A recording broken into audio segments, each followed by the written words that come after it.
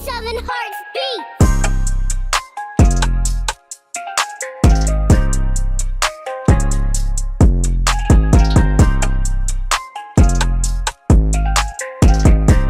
Singkat cerita, ujian tengah semester akan berlangsung sebentar lagi. Maka dari itu, Koro Sensei melatih murid-muridnya berlatih agar nilai-nilai mereka lebih baik dan masuk dalam 50 besar. Sehingga mereka bisa naik setidaknya masuk ke kelas D. Untuk melatih konsentrasi para murid, Koro Sensei melakukan jurus 1000 bayangan yang mengganggu para murid dalam mengerjakan soal. Suatu pagi yang tenang, direktur sekolah datang ke gedung lama untuk menjumpai Koro Sensei karena ada hal yang harus dia beritahukan. Tidak sengaja Nagisa mendengar percakapan direktur dan juga Pak Guru. Dia mendengar bahwa jika tahun depan bumi terselamatkan, apa yang akan terjadi dengan kelas 3E. Untuk itu, direktur berharap agar kelas 3E tetap sebagaimana mestinya, agar perilaku dan juga nilai mereka tetap menjadi yang terbawah.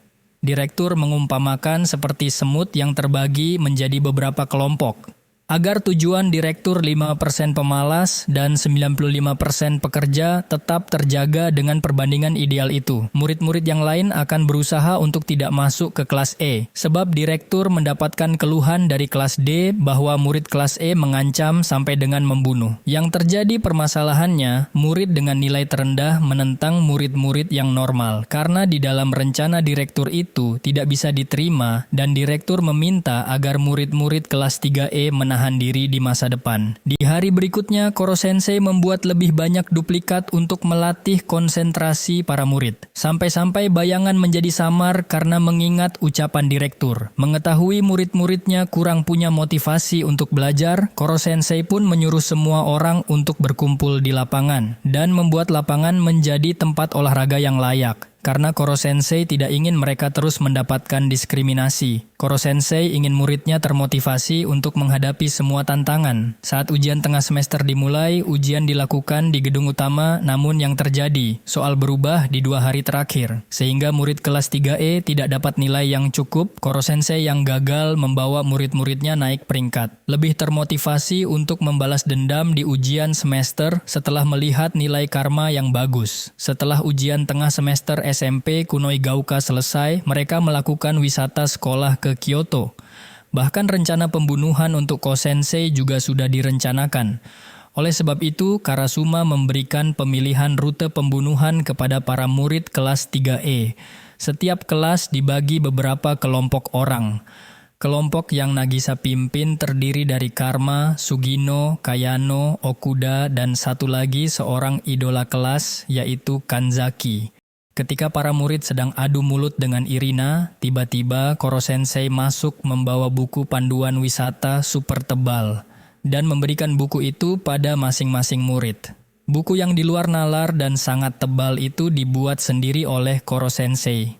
Tidak hanya di sekolah, bahkan dalam urusan transportasi juga, murid kelas 3E mendapatkan diskriminasi murid kelas A. Sampai kelas D berada di kereta ekonomi eksekutif, sedangkan murid kelas E di kelas ekonomi. Karena aturan sekolah yang memang seperti itu, saat semua murid di dalam kereta sedang asyik dan bercanda bersama, Kanzaki tidak sengaja menyenggol seorang berandalan. Berandalan itu dan juga teman-temannya mempunyai maksud lain terhadap Kanzaki. Ketika Nagisa dan kawan-kawan sedang mencari tempat untuk pembunuhan yang sudah mereka sepakati, mereka dihadang oleh berandalan SMA yang bersenggolan dengan Kanzaki di kereta.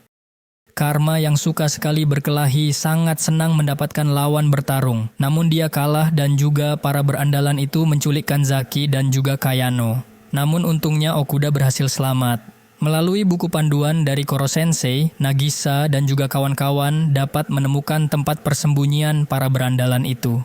Para berandalan itu terkejut karena teman-temannya Kanzaki dapat menemukan mereka. Akan tetapi ketua berandalan itu merasa Nagisa dan kawan-kawan sudah terpojok karena teman-teman yang mereka panggil sudah datang. Tetapi ketua berandalan itu terkejut karena yang muncul adalah Koro Sensei sambil membawa teman-teman mereka. Dengan sangat marah, Koro Sensei menghajar para berandalan itu. Dia tidak terima mereka menyentuh murid-muridnya yang berharga. Ketua berandalan tidak menyangka SMP Kunoigaoka mempunyai guru khusus. Sementara Karasuma sedang memberikan arahan kepada pembunuh bayaran yang dijuluki si Mata Merah dengan keahlian sniper untuk membunuh guru sekolah yang sedang menemani para murid berwisata. Untuk itu, Karasuma meminta Mata Merah mempersiapkan dirinya dengan matang. Tempat membidik yang sudah dipilih merupakan salah satu tempat terkenal di jalur kereta Sagano, yaitu jembatan Sungai Hozu. Saat kereta berhenti sebentar di atas sungai, sinyal diberikan kepada sniper ketika Koro Sensei melihat keluar jendela untuk melihat perahu. Dengan yakinnya, Mata Merah menebak kalau bidikannya akan langsung mengenai sasaran. Namun yang terjadi, Koro Sensei dapat menghentikan peluru sniper dengan Yatsuhashi lembut dengan mudah. Melihat hal itu, Mata Merah mengerti kenapa Koro Sensei dihargai 10 miliar yen karena yang harus dia bunuh adalah monster yang sesungguhnya. Ketika sedang menonton pertunjukan di Taman Film Toei, Koro Sensei sangat menyukai pertunjukan pedang. Mata Merah terkejut saat Koro Sensei yang sudah siap ditembak malah ikut bergabung bersama para aktor untuk memainkan drama samurai. Dia mengingat kembali pesan Karasuma untuk tidak bingung dengan gerakan cepat Koro Sensei. Untuk itu, si Mata Merah mencari kesempatan lain di mana dia akan membidik dari atas kuil Saka. Ketika para murid sedang mengalihkan perhatian Koro Sensei, peluru pun dilesatkan. Mata Merah lagi-lagi terkejut karena peluru tidak menembus kepala Koro Sensei. Di tengah ketidakpercayaannya, Mata Merah dihubungi Karasuma untuk menghentikan misi dan juga membantu kelompok 4 karena terlibat dengan sekolah lain. Saat Mata Merah akan menolong Nagisa dan kawan-kawan, dia tidak menyangka kalau Koro Sensei sudah membereskan masalah tanpa insiden. Ketika Mata Merah sudah bersiap jika Koro Sensei akan membunuhnya. Yang terjadi, malah Koro Sensei berterima kasih berkat dirinya para murid mempelajari lebih banyak tentang kota Kyoto. Mata Merah menyadari Koro Sensei merupakan guru yang sempurna. Untuk itu, dia berhenti dalam misi. Di penginapan murid-murid kelas 3E sedang menikmati kebersamaan bersama. Walaupun misi pembunuhan berhenti di tengah jalan, para murid tetap melanjutkan misi pembunuhan. Tetapi sekarang mereka bersenang-senang dahulu. Wisata sekolah telah usai dan keadaan kembali normal seperti biasa. Tapi ada satu hal yang baru di sekolah, yaitu bahwa Karasuma sudah memberitahukan akan ada murid pindahan baru yang berprofesi sebagai pembunuh. Murid laki-laki sangat senang, terutama Okajima, yang mengetahui kalau murid pindahan itu anak perempuan. Ketika semua antusias melihat murid pindahan, hal yang tidak diduga membuat para murid terkejut bahwa murid itu hanyalah sebuah mesin yang diletakkan di dalam kelas. Tampak di layar monitor anak perempuan memperkenalkan diri bahwa dia adalah senjata artileri dengan kemampuan berpikir otomatis. Karasuma juga tidak menyangka pemerintah mengirimkan sebuah mesin artileri yang dikirim dari Norwegia.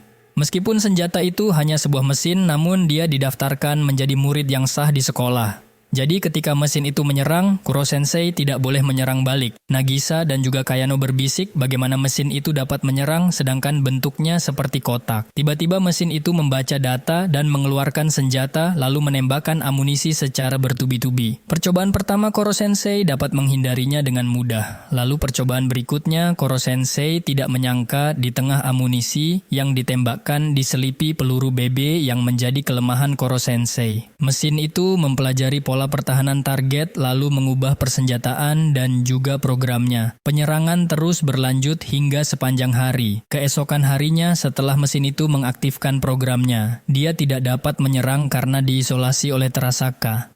Hal itu dianggap mengganggu konsentrasi murid-murid saat belajar. Ketika sistem melaporkan kepada pusat tentang gagalnya, dia melakukan penyerangan di hari kedua. Kuro Sensei mencoba mengubah beberapa sistem agar menjadi lebih menarik. Ketika para murid memasuki kelas esok harinya, mereka terkejut karena banyak perubahan yang dilakukan Kuro Sensei terhadap mesin itu, sehingga mereka memberi mesin itu nama Ritsu.